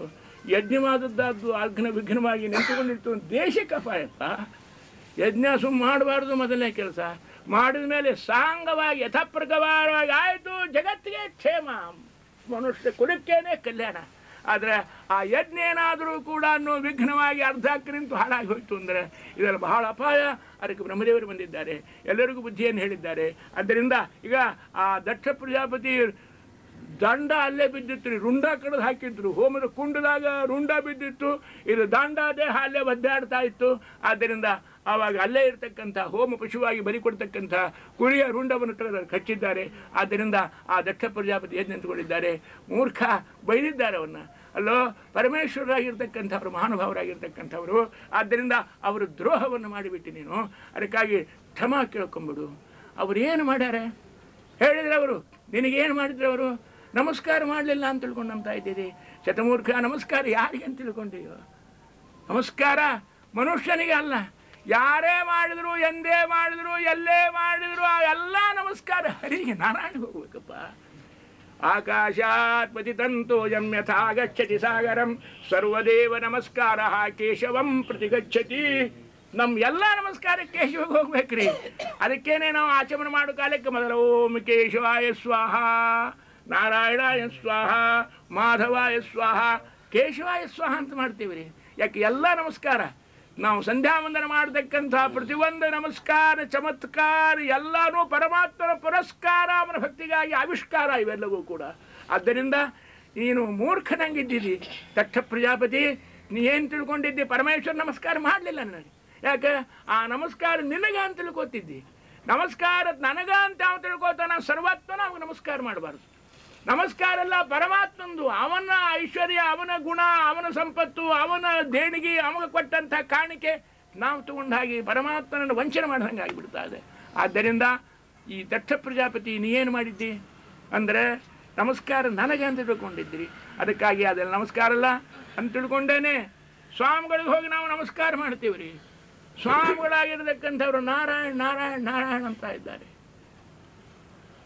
ಯಾಕಂತಾರ್ರಿ ನಾರಾಯಣ ನಾರಾಯಣ ಅಂತ? ಮಹಾರಾಯ ನೀವು ಕೊಟ್ಟಂಥ ನಮಸ್ಕಾರ ನಾನು ಇಟ್ಕೊಂಡಿಲ್ಲ, ಎಲ್ಲ ನಾರಾಯಣ ದೇವರಿಗೆ ಮುಟ್ಟಿಸಿದ್ದೇನೆ. ಟಪಾಲು ಡಬ್ಬಿರಿ ನಾವು ಅಷ್ಟೇನೆ. ನೀವೇನು ಹಾಕ್ತಿರಲ್ಲ ಮುಟ್ಟಿಸ್ತೇವೆ ನಾವು. ಹಂಗೆ ಟಪಾಲು ಡಬ್ಬಿ ಕೆಂಪು ಇದನ್ನು ಬಣ್ಣ ಹಚ್ಚಿರ್ತಾರೆ ಅದಕ್ಕೆ. ಹಂಗೆ ಸ್ವಾಮಿಗಳು ಕೂಡ ಕ್ಯಾಮಿ ಇಟ್ಕೊಂಡು ಕೂತ್ಕೊಂಡಿರ್ತಾರೆ, ಶಾಟಿ ಉಟ್ಕೊಂಡು. ಪರಮಾತ್ಮನ ಟಪಾಲುಗಳವು. ನಾವು ಮನ್ಯಾಗ ಇದೇನು ರೀ ಸುಡುಗಾಡ ತಗಡಿನ ಡಬ್ಬಿ, ಇದ್ರಾಗ ಹಾಕೋದು ಬೇಡ. ಮನ್ಯಾಗ ಚಲೋದೊಂದು ನಾವು ಹಿತ್ತಾಳಿ ಡಬ್ಬಿ ಒಳಗೆ, ಅದು ತಾಮ್ರದ ಡಬ್ಬಿ ಒಳಗೆ, ಬಂಗಾರ ಡಬ್ಬಿ ಒಳಗೆ ಟಪಾಲ ಹಾಕ್ತೀವಿ, ಪತ್ರ ಹಾಕ್ತೀವಿ, ಅಲ್ಲೇ ಕೂತ್ಕೋತ ಹೊರತು ಮುಂದೋಗಿ ಮುಟ್ಟುದಿಲ್ಲ. ಮುಂದೆ ಹೋಗಿ ಮುಟ್ಟಬೇಕಾದ್ರೆ ಅವಲಕ್ಷಣೆ ಏನೋ ಬಣ್ಣ ಬಡ್ಕೊಂಡು ಕೂತಿರ್ತಾರೆ ಕೆಂಪು ಟಪಾಲು. ಅದಕ್ಕೆ ಹಾಕಿದ್ರೆ ಬರಾಬರಿ ಯಾವ ಊರಿಗೆ ಏನು ದಿಲ್ಲಿಯಲ್ಲಿ ಮುಂಬೈಯಲ್ಲಿ ಕಲ್ಕತ್ತ ಬರಾಬರಿ ಹೋಗಿ ಬಿಡ್ತಾವ್ರಿ. ಹಂಗೆ ಸ್ವಾಮಿಗಳಿಗೆ ಪ್ರೀಣೀಹಿ ಹಂಸ ಶರಣಂ ವಿರಮಕ್ರಮೇಣ. ಆ ಹಂಸ ಶರಣ ಭಗವಂತ. ಹಂಸ ಅಂದ್ರೆ ಸನ್ಯಾಸಿಗಳು. ಆದ್ದರಿಂದ ಆ ರೀತಿಯಾಗಿ ಸ್ವಾಮಿಗಳಾಗಲಿ ದೊಡ್ಡರಾಗಲಿ ಎಲ್ಲರೂ ಸ್ವಾಮಿಗಳು ನಮಸ್ಕಾರ ಮಾಡಿದರೆ ನಾರಾಯಣ ನಾರಾಯಣ ನಾರಾಯಣ ಅಂತ ಹೇಳ್ತಾ ಇರ್ತಾರೆ. ಒಮ್ಮೊಮ್ಮೆ ಅನ್ನೋದಿಲ್ಲ. ಯಾಕೆ? ಸಂತನಕ ನಮಸ್ಕಾರ ಮಾಡಿದ್ರೆ ಸಂತನಕ ನಾರಾಯಣ ಉಳಿ ವ್ಯವಹಾರ ಪೂಜಾ ಪುನಃ ನಿಂತ್ಕೊಂಡು ಹೋಗ್ಬಿಡ್ತಾರೆ. ಅದಕ್ಕೆ ನಶೀಕಲ ಏಟು ಕೂಡಲೇ ನಮಸ್ಕಾರ ಮಾಡ್ತಾರೆ ಒಮ್ಮೆ ಸ್ವಾಮಿಗಳಿಗೆ. ಸ್ವಾಮಿ ಮಧ್ಯಂದ ನನಗೇನು ನಮಸ್ಕಾರ ಮಾಡಿರ್ತಾರೆ. ಅವರೆಲ್ಲರೂ ನಮಸ್ಕಾರ ನಿನಗೆ ತಪ್ಪದೆ ಮುಟ್ಟಿಸ್ತೀನಿ, ರಿಸೀಟ್ ಅವ್ರಿಗೆ ಕೊಡು ನೀನೇ ಅಂತ ತಿಳ್ಕೊಂಡು ಹೇಳಿ ರಾತ್ರಿ ವೇಳೆಲ್ಲ ಸಂತನಕ ಯಾರ್ಯಾರು ನಮಸ್ಕಾರ ಮಾಡ್ಯಾರ ಅದೆಲ್ಲ ಭಗವಂತನಿಗೆ ಒಪ್ಪಿಸಿಬಿಡ್ತಾ ಇದ್ದಾರೆ ಅಂತ ತಿಳ್ಕೊಂಡೇ ಸ್ವಾಮಿಗಳವರು ಮಹಾನುಭಾವರಾಗಿರ್ತಕ್ಕಂಥವ್ರು. ಗೃಹಸ್ಥರು ಸಹಿತ ಯಾರ್ಯಾರು ನಮಸ್ಕಾರ ಮಾಡಿಕೊಟ್ಟು ಗೋವಿಂದ ಅಂತಾರೆ. ಅಪ್ಪ ನೀವು ಕೊಟ್ಟಿದ್ದೆಲ್ಲ ಗೋವಿಂದಿಗೆ ಕೊಟ್ಟಿದ್ದೇನಪ್ಪ. ಆದ್ದರಿಂದ ಪಾರ್ವತಿ ಯಾಕೆ ನಮ್ಮ ಅಪ್ಪಗೆ ನಮಸ್ಕಾರ ಮಾಡಲಿಲ್ಲ ನೀವು ಅಂತ ತಿಳ್ಕೊಂಡು ಉತ್ತರ ಹೇಳಿದ್ದಾರೆ ಪರಮೇಶ್ವರರಾಗಿರ್ತಕ್ಕಂಥವ್ರು. ನ ದೇಹ ಮಾನಿನೇ ನಮಸ್ತ್ರಯ ಪ್ರಣಾಭಿವಾದನಮ್ಮ ಪರಂಜಯಾಯ ಇವನ ದೇಹ ಮಾನಿನೇ. ಆದ್ದರಿಂದ ನಮಸ್ಕಾರ ಮಾಡಿದ್ದಿಲ್ಲ ಮೂರ್ಖ. ಆ ಪರಮೇಶ್ವರಿಗೆ ಅವರು ನಮಸ್ಕಾರ ಮಾಡಲಿಲ್ಲ ಅಂತ ತಿಳ್ಕೊಂಡು ಅವರನ್ನು ನಿಂದಾವನ್ನ ಮಾಡಿದೆ. ನಮಸ್ಕಾರ ಮಾಡಬೇಕಾಗಿತ್ತು ಅವರು ಮಾವ ಅಂದ್ಮೇಲೆ ನಮಸ್ಕಾರ ಮಾಡ್ಬೇಕ್ರಿ. ಅತ್ತಿ ಮಾವಗೆ ಎಷ್ಟು ಕಿಮ್ಮತ್ತು ಕೊಡಬೇಕು ಶಾಸ್ತ್ರದೊಳಗೆ ಹೇಳ್ತಾ ಇದ್ದಾರೆ. ತಾಯಿ ತಂದೆಗೆ ಎಷ್ಟು ಕಿಮ್ಮತ್ತು ಕೊಡಬೇಕು ಅಷ್ಟೇ ಅತ್ತಿ ಮಾವು ಕೂಡ ಕಿಮ್ಮತ್ತು ಕೊಡಬೇಕು ಅಂತ ತಿಳ್ಕೊಂಡು ಹೇಳಿದ್ದಾರೆ. ಮಾವ ಅಂದ್ರೆ ಅವನು ಕೂಡ ಕಾಯ್ದೆ ಸಹಿತ father in law mother in ಲಾ ಇದೆಲ್ಲ ಅತ್ತಿ ಮಾವ ಅವರೆಲ್ಲರೂ ಕೂಡ ಕಾನೂನು ಧರ್ಮಶಾಸ್ತ್ರ ದೃಷ್ಟಿಯಿಂದ ಅವರ ತಾಯಿ ತಂದೆ ಇದ್ದಂಗೆ. ನಿನ್ನ ಹೆಂಡತಿಯನ್ನ ರಕ್ತವಳನ್ನಾಗಿ ಮಾಡಿ ತನ್ನ ಮನೆಯಲ್ಲಿರ್ತಕ್ಕಂಥ ಅನರ್ಘ್ಯವಾದ ರತ್ನವನ್ನು ನನ್ನ ಕೈಯಾಗಿಟ್ಟಿದ್ದಾರೆ. ಇವಳನ್ನು ಕೊಲ್ಲು ಕಾಪಾಡು ಸರ್ವವೂ ಕೂಡ ಕುಡುಗೋಲು ಕುಂಬಳಕಾಯಿ ನಿನ್ನ ಕೈಯ ಕೊಟ್ಟಿದ್ದೇನೆ ಬೇಕಾದ ಮಾಡುವಂತ ಇಷ್ಟು ತ್ಯಾಗ ಮಾಡಿ ಕೊಟ್ಟಿರ್ತಾ ಇದ್ದಾರೆ. ಅವ್ರ ಉಪಕಾರವನ್ನು ಮನುಷ್ಯ ತಪ್ಪದೆ ಸ್ಮರಣೆ ಮಾಡಬೇಕು. ಆದ್ದರಿಂದ ಮಾವಿಗೆ ನಮಸ್ಕಾರ ಮಾಡ್ಬೇಕು ಖರೆ, ಆದರೆ ಮಾವಿಗೊಂದು ರೋಗ ಇತ್ತು ರೀ. ಏನು ರೋಗ ಇತ್ತು? ಎಲ್ಲ ನಮಸ್ಕಾರ ನನಗೆ ಅಂತ ತಿಳ್ಕೊಂಡಿದ್ದ. ಆದ್ದರಿಂದ ಕಾಲು ಚಾಚಿಕೊಂಡೇ ಕೂಡ್ತಿದ್ದ. ಬಂದವರೆದುರಿಗೆ ನಮಸ್ಕಾರ ಕೆರಕರು ಲಿಂಗಾಯತ ಸ್ವಾಮಿಗಳು ಇರ್ತಾರೆ, ಯಾವಾಗಲೂ ಕಾಲು ಹೆಂಗೆ ಮಾಡಿರ್ತಾರೆ ಅಂದ್ರೆ ಮಂದೆಲ್ಲ ಬಂದು ಅದಕ್ಕೆ ನಮಸ್ಕಾರ ಮಾಡಬೇಕು. ಆದ್ದರಿಂದ ಅವ್ರಿಗೆ ಈ ಅನುಸಂಧಾನ ಇಲ್ಲ. ಗುಹಾಶಯೈವ ನ ದೇಹ ಮಾನಿನೇ. ಇಂಥ ಮಹಾದೇವರಿಗೆ ಉಪಚಾರವನ್ನು ಮಾಡಿರಿ, ಅದನ್ನು ಅನರ್ಥವಾಗಿ ಹೋಯಿತು. ಈಗ ಕ್ಷಮ ಮಾಡು ಬೇಡ್ಕೋ ಅಂತ ತಿಳ್ಕೊಂಡು ಹೇಳಿದ್ದಾರೆ. ದಕ್ಷ ಪ್ರಜಾಪತಿಯಿಂದ ಅಂಜಿಕೆ ಬರ್ತದೆ ನನಗೆ. ಮಹಾದೇವರು ಏನಂತಾರೋ ಏನೋ, ಸಭಾದೊಳಗೆ ಬೈದು ಬಿಟ್ಟೆ ನಾನು ಅವರನ್ನು. ಅಂಥದ್ದಾಗ ದೇವತೆಗಳು ನಾವು ಬರ್ತೇವೆ ನಡಿಯಪ್ಪ. ಎಲ್ಲ ದೇವಾರಿ ದೇವತೆಗಳು ಕೂಡ ಕೈಲಾಸ ಪರ್ವತಕ್ಕೆ ಹೋಗಿ ಮಹಾದೇವರ ಕ್ಷಮಾಪಣವನ್ನು ಮಾಡಿಕೊಂಡು ಸ್ವಾಮಿ ನಮ್ಮನ್ನು ನೀವು ಕ್ಷಮ ಮಾಡ್ರಿ ಅಂತ ತಿಳ್ಕೊಂಡು ಬೇಡ್ಕೊಂಡಿದ್ದಾನೆ. ಈ ರೀತಿಯಾಗಿ ಮಹಾದೇವರು ಸುಪ್ರಸನ್ನರಾಗ್ತಾ ಇದ್ದಾರೆ. ಇವತ್ತು ಯಾವ ವಾರ? ಸೋಮವಾರ. ಮಹಾದೇವರು ವಾರವಾದದ್ದರಿಂದ ಅವರ ಕಥಾವಾದಂಥದ್ದು ಯೋಗದಿಂದ ಇವತ್ತೇ ಬರ್ತಾ ಇದೆ. ಈ ರೀತಿಯಾಗಿ ಆ ಮಹಾ ತಾಯಿಯಾಗಿರ್ತಕ್ಕಂಥ ಪಾರ್ವತಿ ಸುಟ್ಟೋಗಿದ್ದಾರೆ ರೀ, ಸತ್ತು ಹೋಗ್ತಾ ಇದ್ದಾಳೆ. ಅಗ್ನಿಗೆ ಅರ್ಪಣವನ್ನು ಮಾಡ್ತಾ ಇದ್ದಾಳೆ. ಬೂದಿ ಒಳಗೆ ಬೆಂದು ಹೋಗಿದ್ದಾಳೆ. ಅದೇ ಪಾರ್ವತಿ. ಮೊದಲ ಪಾರ್ವತಿ ಎಲ್ಲಕ್ಕೆ ದಾಕ್ಷಾಯಣಿ. ಆ ದಾಕ್ಷಾಯಣಿ ಆದಂಥವಳು ಮುಂದೆ ಪರ್ವತರಾಜನಾಗಿರ್ತಕ್ಕಂಥ ಹಿಮಾಲಯದ ಮೈನ ಮಗಳಾಗಿ ಹುಟ್ಟಿದ್ದಾಳೆ. ಪಾರ್ವತಿ ಪರ್ವತದ ಹೊಟ್ಟೆಯಿಂದ ಹುಟ್ಟಿದ್ದರಿಂದ ಪಾರ್ವತಿ. ದಕ್ಷ ಪ್ರಜಾಪತಿಯ ಹೊಟ್ಟೆಯಿಂದ ಹುಟ್ಟಿದ್ದರಿಂದ ಮೊದಲ ದಾಕ್ಷಾಯಣಿ. ಪರ್ವತರಾಜ ಕುಮಾರನಾಗಿ ಬಂದಿದ್ದಾಳೆ. ಪಾರ್ವತಿ ರೂಪ ಬಹಳ ಅಪರೂಪ. ಅದು ಅವಳ ಪ್ರಾಯಕ್ಕೆ ಬಂದಂಥ ಸಂದರ್ಭದೊಳಗೆ ಎಲ್ಲ ದೇವಾದಿ ದೇವತೆಗಳು ಕೂಡ ಬಂದರು. ದಕ್ಷ ಪ್ರಜಾಪತಿ ಹೇಳಿದ, ದೇವತೆಗಳು ಬಂದಾರ ಅಂದ್ರೆ ಆ ತಾಯಿ ದರ್ಶನಕ್ಕೆ ಬಂದಿದ್ದರೆ ಹೊತ್ತು ಮದುವೆ ಮಾಡಿಕೊಡು ಅಂತ ಬಂದಿದ್ದಿಲ್ಲ. ಆದರೂ ಅವನಿಗೆ ಎಲ್ಲಾದರೂ ಯಾರಿಗಾದರೂ ಚಲೋ ಮಂದಿಗೆ ತಂದಾಗ ಯಾರನ್ನೂ ಆಗೋದಿಲ್ಲಪ್ಪ ನಾನು. ಹಂಗಾರೆ ಯಾರನ್ನು ಮದುವೆ ಆಗ್ತಾ ಇದ್ದಿ? ಮಹಾದೇವರನ್ನು ಕುರಿತು ಅವ್ರನ್ನೇ ತಪಸ್ಸನ್ನು ಮಾಡಿ ಅವರನ್ನೇ ಹಿಂದಿನ ಜನ್ಮದಾಗ ಅವಮಾನ ಮಾಡಿ ಅವ್ರ ನಿಂದಾವನ್ನು ಕೇಳಿದ್ದೇನೆ. ದಾಕ್ಷಾಯಣಿ ಅಂತ ಹೆಸರು ಹೇಳಿದ್ರೆ ಮೈ ಉರಿತದಂದಾಗಿ. ಅಪ್ಪ ನಮ್ಮ ತಂದೆ ನನ್ನ ಗಂಡನನ್ನು ಬೈದಿದ್ದಾನೆ, ಆದ್ದರಿಂದ ನಾನಪ್ಪ ನಿನ್ನ ಹೊಟ್ಟೆಯಿಂದ ಹುಟ್ಟಿದ್ದೇನೆ. ಆದ್ದರಿಂದ ಪಾರ್ವತಿ ಪರ್ವತದ ಮಗಳು, ಅದಕ್ಕೆ ಪರ್ವತದ ಕೂತೆಯನ್ನೇ ಅವನನ್ನು ಕುರಿತು ತಪಸ್ಸು ಮಾಡ್ತೀನಿ ಅಂಥೇಳಿ ಎಷ್ಟು ಅದ್ಭುತವಾದಂಥ ತಪಸ್ಸನ್ನು ಮಾಡಿದ್ದಾಳೆ. ಅವಳ ತಪಸ್ಸಿಗೆ ಮಹಾದೇವರಾಗಿರ್ತಕ್ಕಂಥವರು ಪರೀಕ್ಷೆ ಮಾಡಬೇಕು ಅಂತ ಹೇಳ್ಕೊಂಡು ಅಪ್ಪೆಲ್ಲ ಭೇದ, ಯಾಕೆ ಹೋಗ್ತೇವ ನೀ, ಯಾಕೆ ಗಂಡನ ಹುಡುಕಾಡ್ಕೊಂಡು ಹೋಗ್ತಿ? ಅವನು ಮಾತಾಡ್ತಾ ಇದ್ದಾನೆ. ಆ ಮಹಾದೇವರಲ್ಲಿ ಏನದ ಅಂತ ಮದುವೆ ಆಗ್ತೀಯ ಅವನಿಗೆ? ವರ ಅನ್ನೋವನು ಒಂದರ ಲಕ್ಷಣದ ಏನು ಬಿಡಿಸ್ಬೇಕು ಅಂತ ಮಾಡಿದ್ದ ಪಾಪಮ್ಮ. ವರ ಅಂದ್ರೆ ಏನ್ರಿ? ಮೂರಿದ್ರು ವರ ರೀ, ಇಲ್ಲ ಅಂದ್ರೆ ವರಾಹ. ಅದು ವರ ಆಗಬೇಕಾದ್ರೆ ಅಟ್ಲೀಸ್ಟ್ 3 ಕ್ವಾಲಿಫಿಕೇಶನ್ಸ್ ರೀ. ಯಾವವು? ವರೇಷು ಯದ್ ಬಾಲ ಮೃಗಾಕ್ಷಿ ಮೃಗತೆ ತದಸ್ತಿ ಕಿಂ ವ್ಯಸ್ತಮ ಪಿತೃಲೋಚನೆ. ಏನಿರ್ಬೇಕ್ರಿ? ರೂಪ ಇರ್ಬೇಕ್ರಿ. ಕನ್ಯಾ ವರಯತೆ ರೂಪಮ್ಮ ಮಾತಾ ವಿತ್ತಂ ಪಿತಾಶ್ರುತಮ್ಮ. 3 ಎಲ್ಲರೂ ನೋಡ್ತಾ ಇರ್ತಾರ್ರಿ. ಕನ್ಯಾ ಏನು ಬೇಡ್ತಾಳ? ರೂಪ ಇರ್ಬೇಕ್ರಿ. ಏನು ಬರೀ ಏನು ಸಂಬಳ, ಏನು ಪಗಾರ, ಏನು ಐಶ್ವರ್ಯ ಇದ್ರೇನು ಅರಿಷ್ಟ ಮಾಡಿ ಇತ್ತು ಅಂತ ಮಂಗೇನಂತ ಮಸಡಿ ಇತ್ತು ಅಂದ್ರೆ ಅದು ಏನಾದರೂ ಹೊಣ್ಣು ಕನ್ಯಾಗಳು ಮದುವೆ ಆಗೋದಿಲ್ಲ.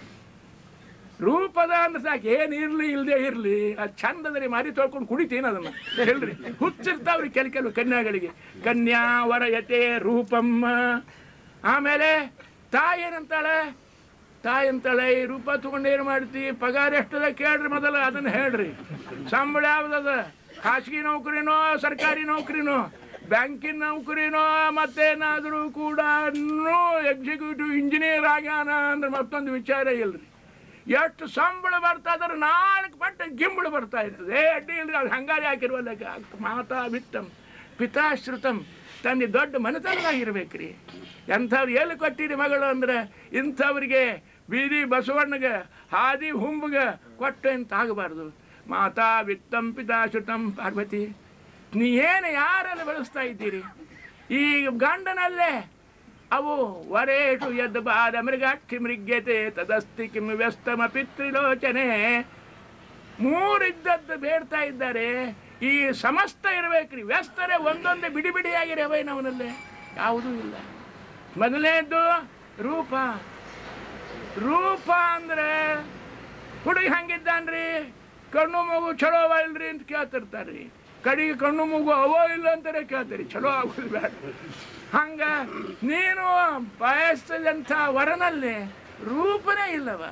ಯಾಕ? ಅವ ವಿರೂಪ. 3 ಕಣ್ಣವರಿ. 3 ಕಣ್ಣಿದ್ರೆ 3 ಇರಬಾರ್ದ್ರಿ. ಯಾರು ಯಾವ ಎಷ್ಟೆಷ್ಟು ಇರ್ಬೇಕು ಅಷ್ಟೇ ಇರ್ಬೇಕ್ರಿ ಮನುಷ್ಯಾಗೆ. ಆ ವರ ಶ್ರೇಷ್ಠದ್ರಿ. ಯಾಕೆ 6 ಬಟ್ಟೆ ಬರೀ ಚೀಚಿ ಅದನ್ನ 6 ಬಟ್ಟೆನೂ ಕೊಡಬಾರ್ದು. 3 ಇರಬೇಕು. ಕಣ್ಣು 2 ಇರಬೇಕು. ಯಾವ ಎಷ್ಟು ಇರ್ಬೇಕು ಅಷ್ಟೇ ಇರಬೇಕು. ಇವ ವಿರೂಪ. ವಿರೂಪಾಕ್ಷ ಅಂತ ಹೆಸರು. ವಿರೂಪವಾದ ಅಕ್ಷ ಕಣ್ಣುಗಳು.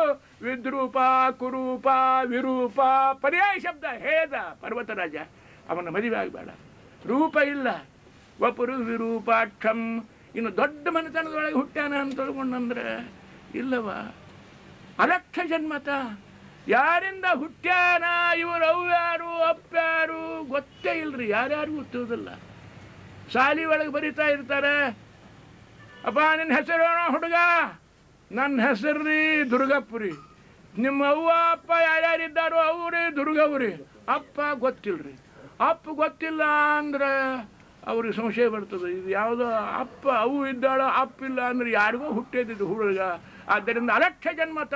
ಹಂಗೆ ಮಹಾದೇವರಿಗೆ ಅವ್ವ ಅಪ್ಪ ಇಲ್ಲ ಅಂದ್ರೆ ಯಾರೋ ವೇಶ್ಯಾಸ್ತ್ರೀಯರು. ಈ 7 ಸ್ವರ ಅವ್ರ ಕುಲದೊಳಗೆ ಹುಟ್ಟ್ಯಾನ ಕಾಣಿಸ್ತದೆ ನೀವು ಅಂತ ತಿಳ್ಕೊಂಡು ಅವನು ಸಾಲಿಗಳಿಗೆ ಹೆಸರು ಹಚ್ಕೊಂಬಂದಲ್ಲ. ಆದ್ದರಿಂದ ಮಹಾದೇವರಿಗೆ ತಾಯಿ ತಂದೆ ಗೊತ್ತಿಲ್ಲ ಯಾರು ಅಂತ ತಿಳ್ಕೊಂಡು, ಆದ್ದರಿಂದ ವಪುರು ವಿರೂಪಾಕ್ಷಂ ಅಲಕ್ಷ ಜನ್ಮತ. ಹಂಗಾರೆ ದೊಡ್ಡ ಐಶ್ವರ್ಯ ಅದರಿ. ತಗೊಂಡು ಏನು ಮಾಡೋದು? ಬೇಕಾದಷ್ಟು 4 ತಲೆ ಕೂತು ತಿಂದ್ರೆ ಸಹಿತ ಸಮಿಲಾರ್ದಷ್ಟು ಖರ್ಚಾಗಲಷ್ಟು ಐಶ್ವರ್ಯ ಹೊಟ್ಟೆದ ಮನೆಯೊಳಗೆ ಇಟ್ಟದ ಮನೆಯೊಳಗೆ ಯಾರ್ಯಾರೋ ತಂದು ಇಟ್ಟಾರೆ ಅಂದ್ರೆ ಅದದ ಅಂತಂದ್ರೆ ಕೊಡ್ಲಿಕ್ಕೆ ಅಡ್ಡಿ ಇಲ್ಲ. ಈ ಮಹಾದೇವರ ಐಶ್ವರ್ಯ ಎಷ್ಟದರಿ. ಪರ್ವತರಾಜ ಹೇಳ್ತಾ ಇದ್ದಾನೆ, ದಿಗಂಬರತ್ವೇನ ನಿವೇದಿತ ವಸು. ಉಟ್ಕೊಳ್ಳಿಕ್ಕೆ ಒಂದು ಬಟ್ಟಿಲ್ರಿ ಸಾಧಾರಣಗೆ. ದಿಗಂಬರಾಗಿ ಬಂದು ನಿಂತ್ಕೊಂಡಿರ್ತದ. ಆದ್ದರಿಂದ ಪಾರ್ವತಿ ವರನಲ್ಲೇ ವರೇಷು ಯದ್ ಬಾಲ ಮೃಗಾಕ್ಷಿ ಮೃಗ್ಯತೆ ತದಸ್ತಿ ಕಿಂ ವ್ಯಸ್ತಮ ಪಿತೃಲೋಚನೆ. 3 ಪೈಕಿ 1 ಇದ್ರೆ ನಿನ್ನ ಮದುವೆ ಮಾಡಿಕೊಡ್ತಾ ಇದ್ದೇನೆ. ಅವನಲ್ಲಿ ಯಾವುದೂ ಇಲ್ಲ. ದೊಡ್ಡ ಕುಲದಾಗ ಹುಟ್ಟಿಲ್ಲ, ಉತ್ತಮವಾದ ರೂಪ ಇಲ್ಲ, ಮೇಲೆ ಐಶ್ವರ್ಯ ಇಲ್ಲ. ಯಾಕೆ ಮದುವೆ ಆಗಿ ಗೋಳಾಡ್ತಿ? ಪಾರ್ವತಿದೇ ಉತ್ತರ ಕೊಟ್ಟಿದ್ದಾಳ್ರಿ. ಅಪ್ಪ ಅಂದು ಯಾವನ ಪಾದಾರವಿಂದ ಧೂಳಿ ಕಣವನ್ನ ಸ್ವೀಕಾರ ಮಾಡಲಿಕ್ಕಾಗಿ ಇಂದ್ರಾದಿ ದೇವತೆಗಳು ಕೈ ಕಟ್ಕೊಂಡು ಬಂದು ನಿಂತಿರ್ತಾರೆ. ಅವನಿಗೆ ಮೈ ಮೇಲೆ ಇಲ್ಲ ಅಂತಲ್ಲ, ಆಭರಣ ಹಾಕ್ಕೊಂಡು ಶ್ರೀಮಂತನಾಗಿ ಮೆರೆಯುವವಲ್ಲ. ಮಂದಿನ ಶ್ರೀಮಂತನ ಯಾರು ಮಾಡಿರ್ತಾನ ಅವ ದೊಡ್ಡ ಮನುಷ್ಯ. ತಾ ಶ್ರೀಮಂತಾಗಿ ಕೈಯಾಗೆ ಗಂಡಸರಿಗೆ ರಗಡು ಸಂಬಳ ಇರ್ತಾರೆ. ಹಾಕ್ಕೊಳಿಗೆ ಬರೋದನ್ರಿ ಖಡ್ಗ, ಗೋಟು, ಪಾಟ್ಲಿ, ಹಾರ, ತುರಾಯಿ ಹೆಣ್ಮಕ್ಳು ಮೈ ತುಂಬ ಹೇರ್ಕೊಂಡಿರ್ತಾರೆ.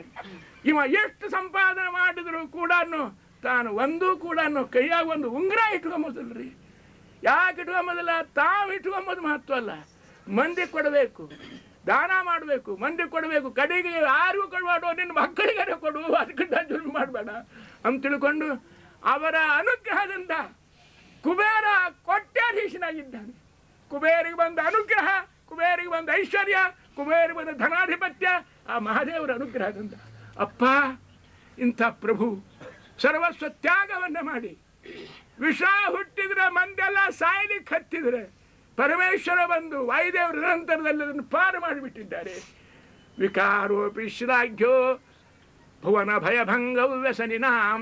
ಲೋಕ ಸಲುವಾಗಿ ಆತ್ಮಾರ್ಪಣವನ್ನು ಮಾಡಲಿಕ್ಕೆ ಕೂಡ ಸಿದ್ಧನಾಗಿರ್ತಕ್ಕಂಥ ಮಹಾನುಭಾವರು. ಅಪ್ಪ, ಅವರನ್ನ ಮದುವೆ ಆಗಬೇಡಂತ ನಾ ಕೇಳೋದಿಲ್ಲ. ಹೋಗಿ ಅರಣ್ಯದ ನಿಂತು ಅದ್ಭುತವಾಗಿರ್ತಕ್ಕಂಥ ತಪಸ್ಸನ್ನು ಮಾಡಿದ್ರು. ತಪಸ್ಸನ್ನು ಮಾಡಿ ಮಹಾದೇವರು ಪ್ರೀತರಾಗಿ ಪ್ರಸನ್ನರಾಗಿ ಪ್ರತ್ಯಕ್ಷರಾಗಿ ಪಾರ್ವತಿಯನ್ನು ವಿವಾಹವಾಗ್ತಾ ಇದ್ದಾರೆ. ಈ ರೀತಿಯಾಗಿ ಪಾರ್ವತಿ ಪತಿಗಳ ಅದ್ಭುತವಾಗಿರತಕ್ಕಂಥ ಮಹಾಮಹಿಮೆಯನ್ನು ನಿರೂಪಣವನ್ನು ಮಾಡಿದ್ದಾರೆ. ಅನಂತರದಲ್ಲಿ ಹೇಳ್ತೀನಿ ಅಂತ ಹೇಳಿದ್ರು ಮೊದಲು ಶುಕಾಚಾರ್ಯರು.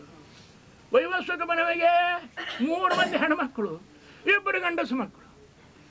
2 ಗಂಡಸು ಮಕ್ಕಳೊಳಗೆ ಒಬ್ಬ ಉತ್ತಾನಪಾದ, ಇನ್ನೊಬ್ಬಾತ ಪ್ರಿಯವೃತ. ಏನು ಮಕ್ಕಳ್ರಿ, ಏನು ಹೆಸರು ಅವ್ರದ್ದು? ಪ್ರಿಯವೃತ ಅಂದ್ರೆ ವೃತ ಉಪವಾಸ ಮಾಡೋದೇ ಪ್ರೀತಿ ನಮಗೆ.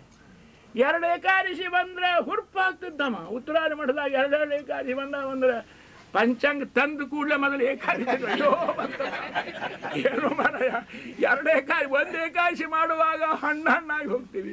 2 ಏಕಾದಶಿ ಮ್ಯಾಲೆ ಇದರ ದಿವಸ ಪಾರ್ಣಿ ಗೋಕುಲಾಷ್ಟಮಿ ದಿವಸ ಮರುದಿವಸ ಸಂಜೆಗೆ ರಾತ್ರಿ 10 ಗಂಟೆಗೆ ಪಾರ್ಣಿ ಅಂದ್ರೆ 2 ಪಕ್ಕ ಉಪವಾಸ ಆದಂಗೆ. ಅಂದಮೇಲೆ ಮನುಷ್ಯ ಉಪವಾಸ ಅಂದ ಕೂಡಲೇ ಎಷ್ಟು ಜರ್ಜರಿತವಾಗಿ ಹೋಗಿಬಿಡ್ತಾ ಇದ್ದಾನೆ. ಆದ್ದರಿಂದ ಇಷ್ಟಂತ ಅವರು ಆ ಪ್ರಕಾರವಾಗಿ ಪ್ರಿಯವೃತ ಅಂತ ತಿಳ್ಕೊಂಡು ಹೆಸರು. ವೃತ್ತ ಬಂದದ ಅಂದ್ರೆ ಮನುಷ್ಯಾಗ ಹಾಲಿನ ವೃತ್ತ, ಮನುಷ್ಯನ ವೃತ್ತ, ಕಾಯಿಪಲ್ಯದ ವೃತ್ತ ಇದು ಬಂತು ಅಂದ್ರೆ ಮನುಷ್ಯಗೆ ಚೇ ಬಂತಪ್ಪ, ಇನ್ನು ತಿಂಗಳ ತನಕ ಓಡಾಡ್ಬೇಕು ನೋಡಪ್ಪ. ತರಕಾರಿ ಮುಟ್ಟಂಗಿಲ್ಲ, ತಕರಾರು ಮಾಡಂಗಿಲ್ಲ, ಮನೆ ಒಳಗೆ ತರಕಾರಿ ಇಲ್ಲ ಅನ್ನಂಗಿಲ್ಲ. ಆದ್ದರಿಂದ ನಾನು ಸಣ್ಣವರಿದ್ದಾಗ ವೃತ್ತ ಮಾಡ್ತಿದ್ದೇವೆ. ಆ ಕಾಲಕ್ಕೆ ತಿಂಗಳ ತನಕ ಪಲ್ಯನೇ ಇಲ್ಲ ಮನೆ ಒಳಗೆ.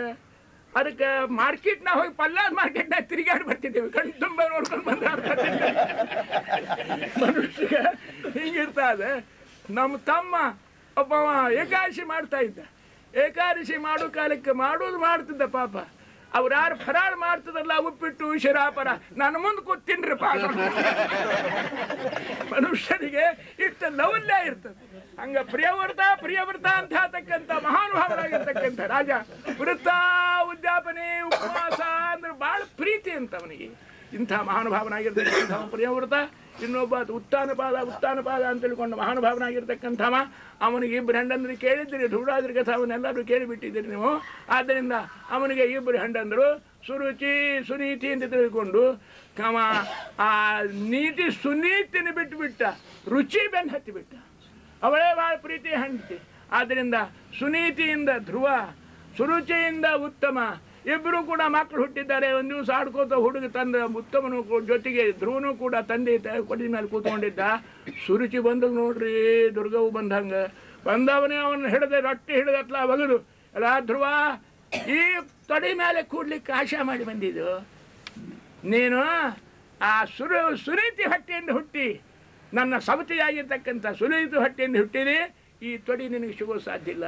ಇದು ಬೇಕು ಅಂತ ಆಶಾ ಇತ್ತು ಅಂದರೆ ದೇವರನ್ನು ಕುರಿತು ತಪಸ್ಸು ಮಾಡು, ಅರಣ್ಯಕ್ಕೆ ಹೋಗು, ಭಗವಂತ ಪ್ರತ್ಯಕ್ಷ ಆಗ್ತಾನೆ. ಅವ ಬೇಡ್ಬೇಕದನ್ನು ಬೇಡ್ತಾನೆ. ಆವಾಗ ದೇವರು ಹೇಳು, ಸ್ವಾಮಿ ನಾನು ಸುನೀತಿ ಅವಲಕ್ಷಣ ದುರ್ಲಕ್ಷಣ ಆಗಿರ್ತಕ್ಕಂಥ ಸುನೀತಿ ಹೊಟ್ಟೆಯಿಂದ ಹುಟ್ಟಿರಿ, ಸುರುಚಿ ಹೊಟ್ಟೆಯಿಂದ ಹುಟ್ಟಿಸು ಅಂತ ತಿಳ್ಕೊಂಡು ಬೇಡ್ಕೊ. ಭಗವಂತ ನಿನಗೆ ನಾನು ಹೊಟ್ಟೆಯಿಂದ ಹುಟ್ಟಿಸಿದ ಅಂದ್ರೆ ಈಗ ನಾನೇ ಕರ್ಕೊಂಡು ಹೋಗಿ ಆ ತೊಡಿ ಮೇಲೆ ಕುಡಿಸ್ತಾ ಇದ್ದೇನೆ. ಬೈದು ಕಳಿಸಿ ಬಿಡ್ತಾ ಇದ್ದಾಳೆ. ಅತುಗೋತ ಬಂತು ಹುಡುಗ. ತಾಯಿ ಹತ್ತಿರ ಬಂದು ನೋಡಿದ್ಲು, ಗೊತ್ತಾಯ್ತು ಅವಳಿಗೆ ತನ್ನ ಗಂಡ ತನ್ನ ಮಗನನ್ನ ಈ ರೀತಿಯಾಗಿ ಹೆಂಡತಿ ಮಾತು ಕೇಳಿಕೊಂಡು ತಿರಸ್ಕಾರ ಮಾಡಿ ಅಟ್ಟಿ ಹಾಕಿದ್ದಾನೆ. ಅವಳು ಕೂಡ ಬೈದಿದ್ದಾಳೆ. ಬಂದು ಕೂಡಲೇ ಒಂದು ಮಾತು ಹೇಳಿದ್ಲು ನೋಡ್ರಿ ಅವಳು, ಧ್ರುವ ನಿನಗೆ ಸಂಕಟ ಆಗಿದೆ, ದುಃಖ ಆಗಿದೆ, ಅಪಮಾನ ಆಗಿದೆ. ಆದರೆ ಈ ವೇಳೆದೊಳಗೆ ನೀನು ಏನಾದರೂ ಆಕೆಗೆ ಕೆಟ್ಟಾಗಲಿ ಅಂತ ಬಯಸಬೇಡ. ಎಂಥ ತಾಯಿರಿ ಆಕಿ. ಸುನೀತಿ ನಿಜವಾಗಿಯೂ ಕೂಡ ಒಳ್ಳೆ ನೀತಿ ಮಾತನ್ನ ಮಗನಿಗೆ ಹೇಳ್ತಾ ಇದ್ದಾಳೆ. ನಿಮ್ಮವ್ವ ಎಷ್ಟು ಉಪಕಾರ ಮಾಡಿದ್ಲು ನನಗೆ.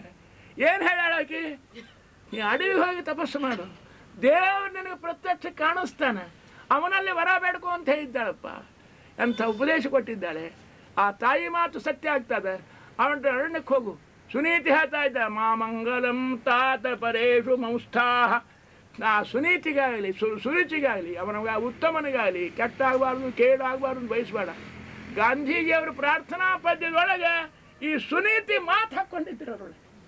ಪರೇಶು ನಮ್ಮ ವಿರೋಧಿಯಾದಂಥವರಲ್ಲಿ ಯಾರಿಗೂ ಕೂಡ ಅಮಂಗಳವನ್ನ ಕೇಡನ್ನು ಬಯಸಬಾರದು. ಹೆಣಬೆಟ್ಟು ಸ್ವಭಾವರಿ. ಅವ್ರನ್ನೆಲ್ಲ ಸುಟ್ಟು ಬರಲಿ, ಹಣ ಎತ್ತಲಿ, ಚಂದ ಮಾಡಲಿ, ಲಟ ಕೈ ಮುರಿದು ಹೋಗುವಷ್ಟು ಅವರಿಗೆ ಮಾಡ್ತಾ ಇದ್ದಾರೆ.